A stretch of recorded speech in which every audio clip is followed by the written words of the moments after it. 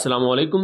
Welcome to am रात। दोस्तों, दो बड़ी अहम अपडेट्स पर बात करने जा रहे हैं। पहला, इराकी डिफेंस मिनिस्टर की मुलाकात हुई है पाकिस्तानी जो इंस्पेक्टर जनरल होते हैं पाकिस्तान आर्म फोर्सेस के ट्रेनिंग एंड एवेल्युएशन से रिलेटेड। और दूसरा बात करेंगे कि इंडियन नेवल एयर आर्म का सर्चर 2 ड्रोन क्रैश हुआ है गोवा में। तो दोस्तों, पहली अपडेट की तरफ आए तो पहली अपडेट कहने को तो सिर्फ लग रही है जैसे कोई पाकिस्तान और ईरान के दरमियान है, बट ये बहुत बड़े पैमाने पर आप इसे इसकी इम्प्लीकेशंस हो सकती हैं। हुआ कुछ यूं है कि साबित मोहम्मद अल अब्बासी जो कि मिनिस्टर ऑफ डिफेंस है इराक के, उनकी मुलाकात हुई है लेफ्टिनेंट जनरल फयाज हुसैन शाह से जो कि inspector general for training and evaluation है पाकिस्तान आर्म फोर्सेस के। ये बुनियादी तौर पर एक हाई लेवल गैदरिंग थी जिसपे मुख्तलिफ दोनों कंट्रीज की तरफ से सीनियर ऑफिशियल्स इस मुलाकात का या इस मीटिंग का हिस्सा थे। बुनियादी तौर पर यहाँ इस वक्त बात ये चल रही है कि जनवरी 2024 में अमेरिका ने यह कहा है कि हम अब इराक के साथ बैठेंगे और इस वक्त 900 से ज्यादा मुख्तलिफ फौजें हैं अमेरिका की और अमरीकी इत्तेहादियों की इराक में, उनको हम अब इराक से निकाल लेंगे। यानी कि इराक में इससे पहले जो अमेरिका और अमेरिकन इत्तेहादी मौजूद थे उनका पूरा इंफ्रास्ट्रक्चर था और इराक में बहुत सी जो मिलिट्री बेसिस थी वो अमेरिका के इत्तेहादियों के पास थी।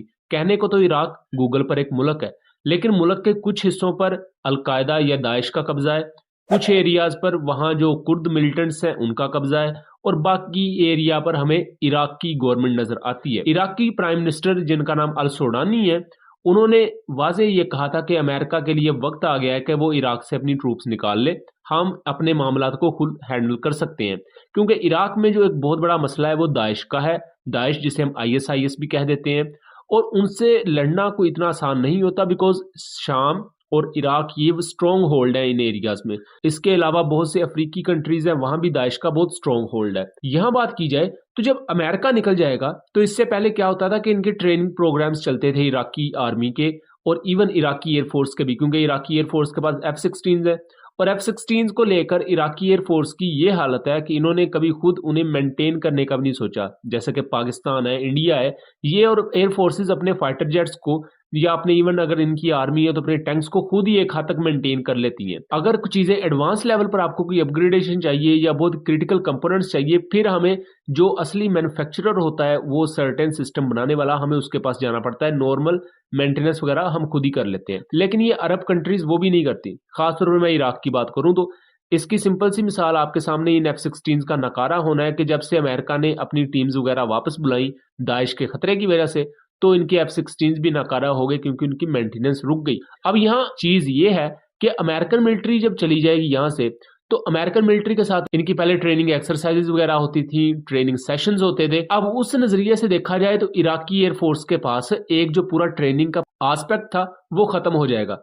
सो पाकिस्तान उस पूरे के पूरे गैप को फिल करने के लिए लगता है काफी ज्यादा एक्टिव है जो ये पूरी मुलाकात हुई है, और खास तौर पर ये है ही जो कि inspector general training and evaluation को लेकर। सो यहाँ हमें एक पोटेंशियल डिप्लॉयमेंट देखने को मिल सकती है पाकिस्तानी आर्म फोर्सेस की इराक में। और दूसरा, सिर्फ ये पाकिस्तान आर्म फोर्सेस से रिलेटेड नहीं है, बल्कि यहाँ हमें GF-17 थंडर की एक्विजिशन को लेकर भी कुछ बेहतर गुफ्तो शनीद देखने को मिल सकती है, क्योंकि इराक जेन्युइनली इंटरेस्टेड है GF-17 ब्लॉक 3 में। अजरबैजान को लेकर काफी ज्यादा बेहतर खबरें हम देख चुके हैं, ऑलमोस्ट डील साइन हो चुकी है पाकिस्तान और अजरबैजान की, और इराक भी इंटरेस्टेड है।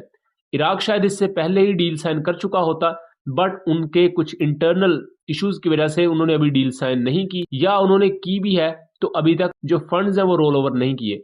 बट इराक का जो GF-17 ब्लॉक 3 का प्लान है वो काफी ज्यादा वाज़ेह है और इसको वो अपने गवर्नमेंट लेवल पर भी इस पर बात कर चुके हैं।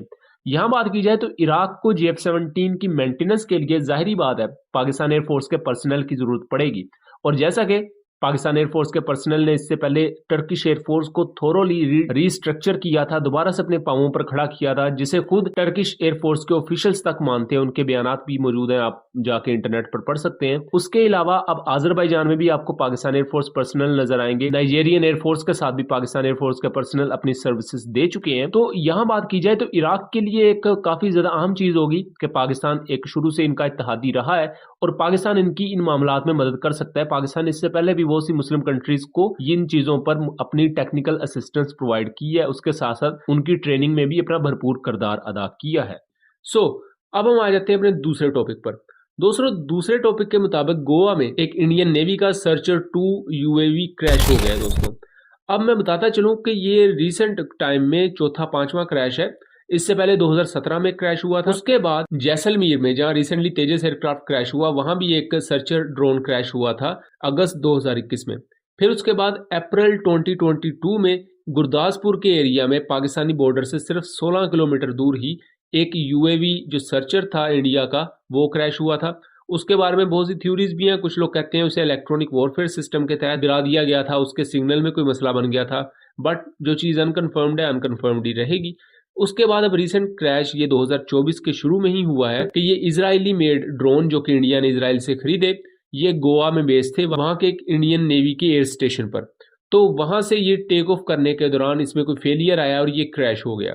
अब ये ड्रोन ओवरऑल इजराइल की मिलिट्री यूज़ करती है, रशिया भी इवन एक हद तक यूज़ करता है, अजरबैजान यूज़ करता है, बहुत से कंट्रीज यूज़ करते हैं, लेकिन वहाँ इतना हाई क्रैश रेट नहीं है। लेकिन अगर मैं इंडिया का ही आपको ये ट्रैक रिकॉर्ड जो बताया है कि 2017 से लेकर और अब तक ये चौथा पांचवा क्रैश है, सो ये एक बहुत ही ज़्यादा हाई क्रैश रेट बनता है जो कि इंडियन साइड पर हमें देखने को मिलता है। बहरहाल इसमें किस किस्म का टेक्निकल फॉल्ट आया, अभी इस पर ऑब्वियसली जब इंक्वायरी बैठेगी फिर पता लगेगा। उम्मीद करता हूँ चीज़ें क्लियर रही होंगी। वीडियो पसंद आई हो तो इसे ज़्यादा से ज़्यादा शेयर कीजिएगा एंड चैनल को सब्सक्राइब कीजिएगा। मिलेंगे अगली वीडियो में, तब तक के लिए अल्लाह हाफिज़।